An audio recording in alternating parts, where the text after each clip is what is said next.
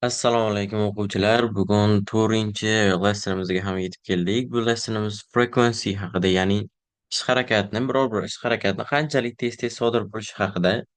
Hop, aynan IELTS'da ham speaking question'larda eng ko'p tushadigan savollardan bittasi bu. Hop, biror bir ish harakatni qanchalik tez-tez bajarasiz yoki bajarmasligingizni so'raydi odatda. Hop, endi savollarni ko'radigan bo'lsak, How often do you meet your friends? Qanchalik tez-tez do'stlaringizni bilan ko'rishasiz degan savolimiz turibdi. Aynan shu savolda how often qismiga javob berishingiz kerak. Ya'ni biror bir ish harakatni qanchalik tez-tez bajarasiz. Ya'ni bu yoqda do'stlaringiz bilan qanchalik tez-tez ko'rishasiz degan savolga javob berish kerak.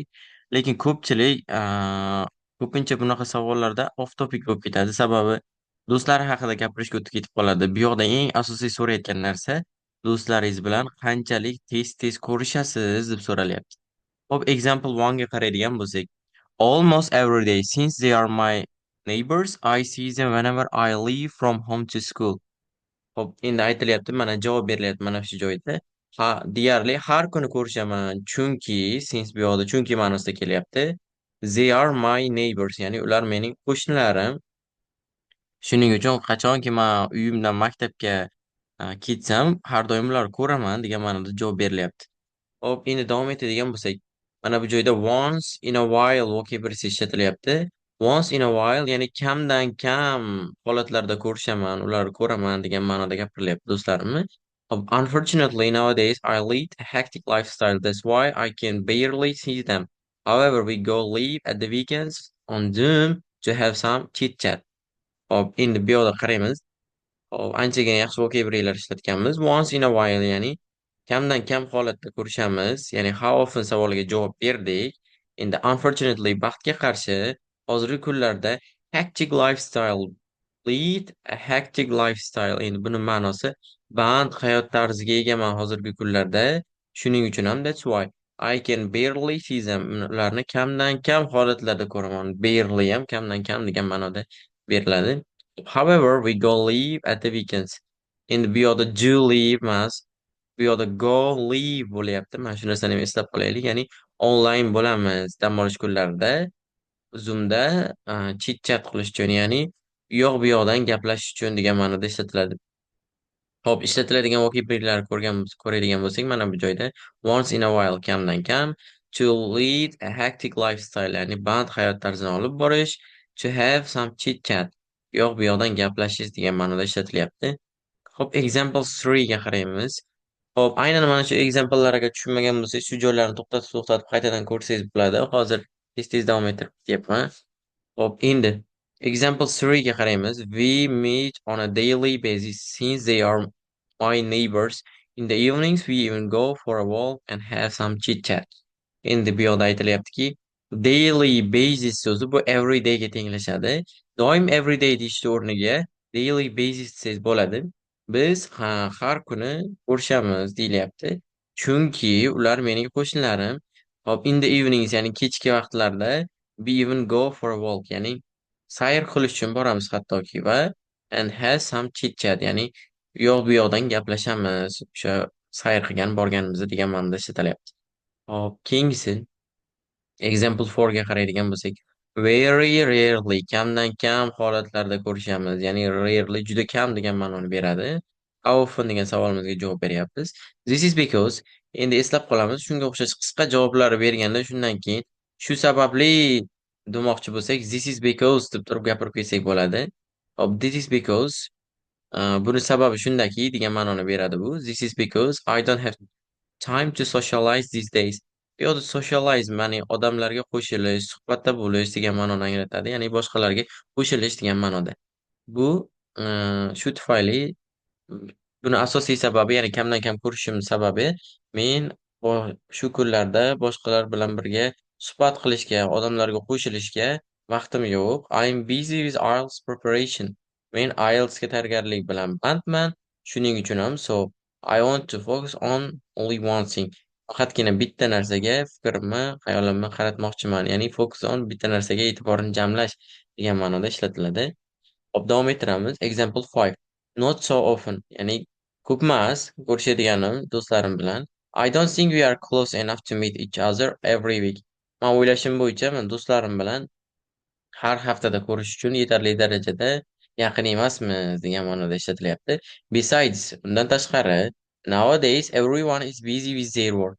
Shu kunlarda hamma o'zini ishi bilan band, which is quite overwhelming. Ya'ni shu joyda uh, relative clause ishlatilyapti. Qo'shimcha ma'no berib qo'yilyapti. Ya'ni hozirgi kunda odamlari deylik, har bitta odamlar o'zini ishi bilan band bo'lishi overwhelming, ya'ni gangitib qo'yadigan, chalkashtirib qo'yadigan ishlari bilan band, shu narsa chalkashtirib qo'yyapti degan ma'noda ishlatilyapti. Hop, demak, ko'rgan vocabulary'larimizga qaraydigan bo'lsak, hozir ishlatganlarimiz once in a while, ya'ni kamdan kam. Kamdan kam degan ma'noda faqat rarely demasdan shuni ishlasak ham bo'ladi. To lead a hectic lifestyle, band hayot tarzini olib borish, and to have a chit chat, ya'ni u yoq bu yoqdan gaplashish degan ma'noda ishlatilyapti. To socialize, odamlarga qo'shilish, olib suhbatda bo'lib yurish degan ma'noni beryapti. Overwhelming, ya'ni gangitib qo'yadigan va chalkashtiradigan degan ma'nolarda ishlatilyapti. Hop, endi davom ettiradigan bo'lsak, ikkinchi savolga qaraymiz. How often do you go to the library? Ya'ni qanchalik tez siz endi bu safar nimani so'rayapti? Libraryga borishimizni so'rayapti. Qanchalik tez libraryga borasiz? Endi javobga qaraymiz. I think libraries have already become a thing of past. Nowadays, internet is accessible everywhere. That's why people simply choose to search on the internet.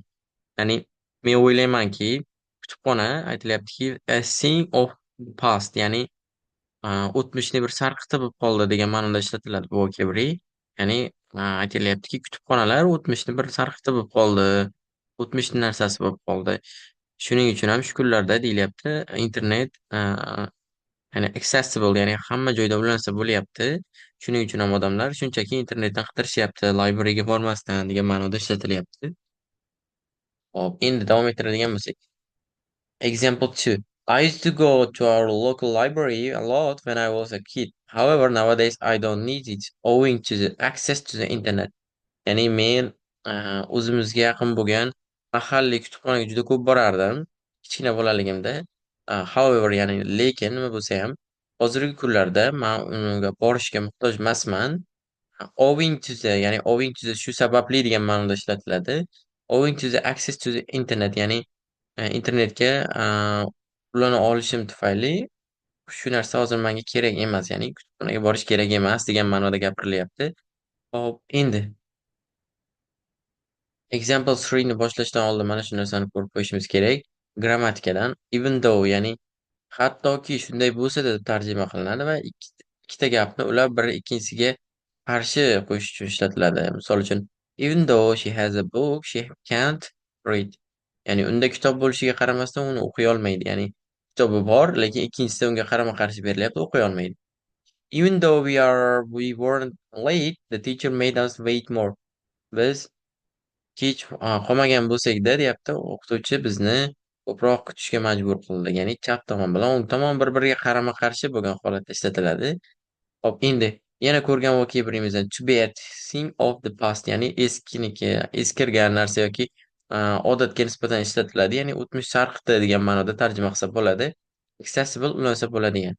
Endi keyingi vocabulary'ga qaraydigan bo'lsak, to be surrounded by, ya'ni atrofi o'ralgan bo'lishi degan ma'noda ishlatilyapti. Hop, endi buni ishlatilishiga qaraydigan bo'lsak, example 3. Even though, tepada mana bu joyda ko'rgan even though ikkita fikrni bir-biriga qarama-qarshi qo'yish uchun ishlatilgan. Yana bitta narsani unutmasligimiz kerak. Even though dan keyin biz gap ishlatamiz doim. Bir dona so'z qo'yib bo'lmaydi. Butun bir gap ishlatish kerak. Even though the internet is available nowadays, ya'ni internet mavjud, hozirgi kunlarda mavjud bo'lishiga qaramasdan deb tarjima qilinadi bu. Mavjud bo'lishiga qaramasdan, men I love being surrounded by books. Men kitob bilan atrofim o'ralgan bo'lishini yaxshi ko'raman deyilyapti. So, shuning uchun I go to libraries twice a week. Shuning uchun ham men haftada 2 marta kutubxonalarga boraman. Demak, even though dan keyin butun bir gap ishlatishimiz shart. Hop, endi surrounded by bu yoqda ma'nosi o'ralgan degan ma'noda, atrof o'ralgan degan ma'noda ishlatilyapti. Va shuningdek, mana bu joyga e'tibor beraylik. Love dan keyin verb ing ishlatiladi, big ing ishlatilyapti. Bu yoqda passive strukturasidan foydalanilgan. Hop, endi example 4 ga qaraydigan bo'lsak, I love being surrounded by books. That's why I visit libraries a lot. Men kitoblar bilan o'rab olinishni yaxshi ko'raman. Shuning uchun ham Men kutubxonalarga juda ham ko'p boraman. Mana shu joyda e'tibor beramiz. The atmosphere there really helps me to concentrate. Mana shu joyga e'tibor beramiz. Ingliz tilida inglizlar iloji boricha deylik so'zlari tezroq talaffuzga qilishga harakat qiladi. Shuning uchun ham ozgina chaynab yuborish bo'ladi ko'pincha. Endi biror bir so'z the artikli bilan keladigan birga keladigan nounlar yoki biror bir so'z agar unli harf bilan boshlaydigan bo'lsa, the artiklni z deb o'qisangiz bo'ladi. The atmosphere there really helps me to concentrate. Bu yana bitta siri, ingliz tili speakingga yaxshigina bir sir. Demak, u the artikeldan keyin keladigan so'z unli harf bilan boshlansa, the artikelni z deb talaffuz qilsangiz bo'ladi. The atmosphere there really helps me to concentrate. Ya'ni men kitoblar bilan o'rab olishni yaxshi ko'raman, shuning uchun ham kutubxonalarga ko'p boraman. U yerdagi atmosfera aytilyaptiki, menga fikr-hayolimni jamlashga yordam beradi, deyilyapti. Hop, endi example 5 ga qaraymiz. Even though I haven't access to the internet, I like going to the libraries and I visit our local library at least twice a week. Ya'ni even though ishlatilyapti, yana undan keyin sentence ishlatilyapti. Butun sentence bir dona so'z emas.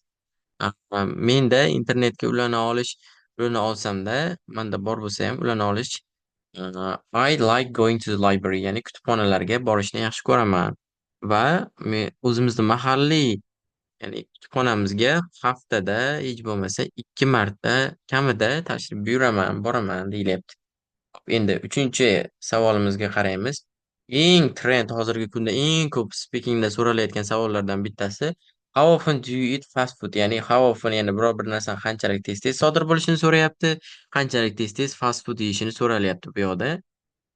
Hop, qaraydigan bo'lsak, quite often, ya'ni anchagina ko'p, trust be told, ya'ni haqiqatni aytadigan bo'lsam, endi buni o'rniga to be honest desak ham bo'ladi albatta. Trust be told degani haqiqatni aytadigan bo'lsam ancha ko'p, tez-tez, ancha tez-tez degan ma'noda ishlatilyapti.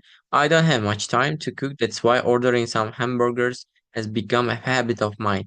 Menda pishirishga juda ham ko'p vaqtim yo'q. Shuning uchun ham ordering some hamburgers, mana shu joyda hamburgers has become deyilyapti. Ya'ni mani odatimga aylanib bo'lgan deyilyapti mana shu joyda. Endi e'tibor beradigan bo'lsak, mana bu joyda has ishlatilyapti. Sababi bu yoqda hamburgers ko'pligiga qarab emas. Mana bu ordering, ya'ni shu narsani zakaz qilish, ya'ni bitta ish harakat bo'lgani uchun ham has ishlatilyapti, have emas. Shunga e'tibor beramiz. Xo'p, endi mana shu joyda deylik, e'tibor bergan bo'lsak, mana bu joyda ing qo'shilishi orqali subject qilib yasalyapti. Shuni o'rniga yana deylik has become a habit of mine degan strukturani ishlatadigan bo'lsak, let's say waking up in early in the morning has become a habit of mine. Ya'ni ertalabda vaqtli uyg'onish meni odatimga aylanib bo'ldi degan ma'noda ishlatilyapti. Buni ham speakingga ishlatsangiz ajoyib strukturalardan bittasi bu ham. Hop, endi example 2 ga qaraymiz. Almost never, deyarli hech qachon men fast food yemayman. I have promised myself to lead a healthy lifestyle, so I don't buy any of them. Men o'zimga, ya'ni sog'lom turmush tarzini olib borishga va'da berganman, shuning uchun ham ularni sotib olmayman deyilyapti. Xo'p, endi mana bu joyga qaraydigan bo'lsak, to be accustomed to, ya'ni biror narsaga mukkasidan ketgan bo'lish degan ma'noda ishlatiladi. Hop, endi mana bu joyda shuni ishlatilishini ko'raylik. 3-exampleda I have become accustomed to eating fast food, so I buy them almost every day for lunch.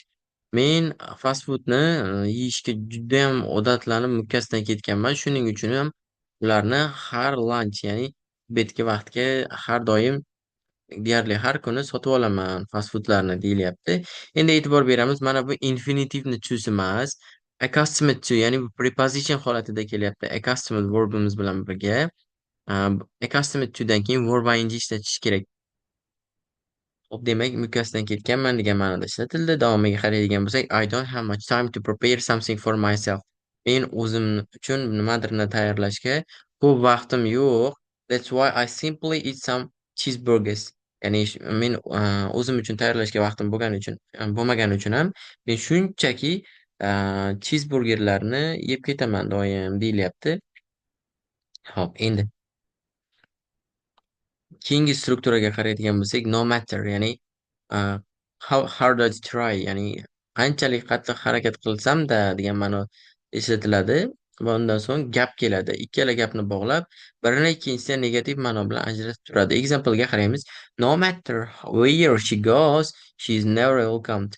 U qayerga borishidan qat'iy nazar deyilyapti. U doimo hech qachon e, ya'ni xush kelmaydi degan ma'noda ishlatilyapti. No matter what I say, you won't believe it. Nima deyishimdan qat'iy nazar, sen menga baribir ishonmaysan deyilyapti. Demak, no matterdan keyin butun bir sentence kelyapti va sentencelar bir-biriga nisbatan negativ ma'noda turibdi. Hop, endi example 3 ketdi. Example 4 ga qaraydigan bo'lsak, I don't eat any type of fast food since they are harmful to my health. They are not even nutritious. All they can give is fat. Hop, endi mana shu joyda aytilyaptiki, men hech qanday fast food turini yemayman. Chunki ular mening sog'lig'imga zararli. Ular hattoki ozuqaviy emas. Nutritious bu ozuqaga boy degan ma'noda tarjima qilinadi. All they can give is fat. Ular faqatgina bera oladigan yagona narsa bu yog', semizlik bera oladi degan ma'noda ishlatilyapti. E'tibor beradigan bo'lsak, all bo'lgani bilan mana bu joyda is ishlatiladi. Endi, ya'ni ularni yeyish bitta odat, ya'ni ular bera oladigan bitta shu odat, faqatgina sizga fat, yog' bera oladi xolos. Hech qanday ozuqaviy bo'lolmaydi ular deyilyapti. Xo'p, endi keyingi strukturada no matter mana yetib keldi. Ishlatilgan example 5 oxirgi example'imizda no matter how hard I try not to eat fast food, I don't have any other choice every day in the afternoon. There is no cafe around except KFC, where I study, so I have some hamburgers for lunch. No matter how hard I try not to eat fast food, ya'ni yemaslikka fast fooddan qanchalik ko'p harakat qilsam-da, I don't have any other choice every day in the afternoon. Ya'ni afternoon mahalda obeddan keyingi 12dan 5gacha bo'lgan vaqtda menda boshqa tanlov yo'q. Qanchalik yemaslikka harakat qilsam ham har kuni shunaqa vaqtda tanlovim bo'lmaydi. Shuning uchun ham there is no cafe around except KFC, ya'ni aytilyaptiki, hech qanday kafe yo'q. Atrofda faqatgina KFCdan tashqari where I study, men o'qiydigan joyimda KFCdan tashqari hech qanday kafe yo'q. Shuning uchun ham so I have some hamburgers for lunch, ya'ni obedga mahalimga doim men gamburgerlarni yeyman deyilyapti bu yoqda. Xo'p, endi har bir example'imizda, ayniqsa example 5 da yangi ishlatilgan strukturalar bor. Bu yoqda e'tibor bergan bo'lsanglar, no matter how hard I try, qanchalik qattiq harakat qilsam-da, to be accustomed to, biror narsaga mukkasidan ketgan, to be surrounded by, atrofi o'ralgan bo'lishi, accessible, ulansa bo'ladigan, to be a thing of the past, ya'ni eskilik sariqda, eskiniki o'tmishda qolgan, hozir ishlatilmaydigan, hozir bajarilmaydigan narsalar uchun ishlatildi. Hop, endi tepaga qaraydigan bo'lsak, even though, hattoki shunday bo'lsa deb tarjima qilindi va ikkita gapni birin-ikkinchisiga qarshi qo'yish uchun ishlatildi. Overwhelming gangitib qo'yadigan, chalkashtiradigan, to socialize, ya'ni odamlarga qo'shilish, suhbatda bo'lib yurish. To have a chit chat, u yoq bu yoqdan gaplashish. To lead a hectic lifestyle, band hayot tarzini olib borish. Bundan tashqari to lead a healthy lifestyle degan vokabulizm chiqdi, ya'ni sog'lom turmush tarzini olib borish. Once in a while, kamdan kam. Hamma mana shu chap tomonda berilgan, deylik, vokabulyalarni, yangi grammatikalarni hammasini o'rganishingiz shart. Chunki speaking bu judayam foydali. O'ng tomonda buni ishlatilishining har bittasini example bilan ko'rdik. Endi bu tomondagi, chap tomondagi har bitta grammatika, shunga o'xshash vokabulyalarni qanaqa ishlatilishi, vokabulyalarni yodlab olganingizdan keyin o'ng tomondagi har bir berilgan example'lar 5 martadan qaytarishingiz shart. Shunda ancha esingizda qoladi. Bu yog'iga yangi struktura bilan yangi grammatik struktura va vokabulyalar ko'p chiqadi. Shuning uchun ham har bittasini yaxshilab yodlab, o'ng tomondagi example'larni ko'p qaytarib, bundan tashqari men guruhga jo'natadigan xuddi shunga o'xshash haligi qanchalik tez-tez sodir bo'lishini so'raydigan savollar jo'natib qo'yaman. O'zingiz practice qilib, aynan shu chap tomonda ishlatgan vokabularimiz, grammatik strukturalarimizni ishlatgan holatda javob tayyorlaysiz va guruhga jo'natsangiz, har bir vazifangizni kamchiligi yoki bo'lmasa xatolari bo'lsa, yoki bo'lmasa yaxshiligini baho berish orqali ko'ramiz. Hop, keyingi lessonda ko'rishguncha, see you everybody.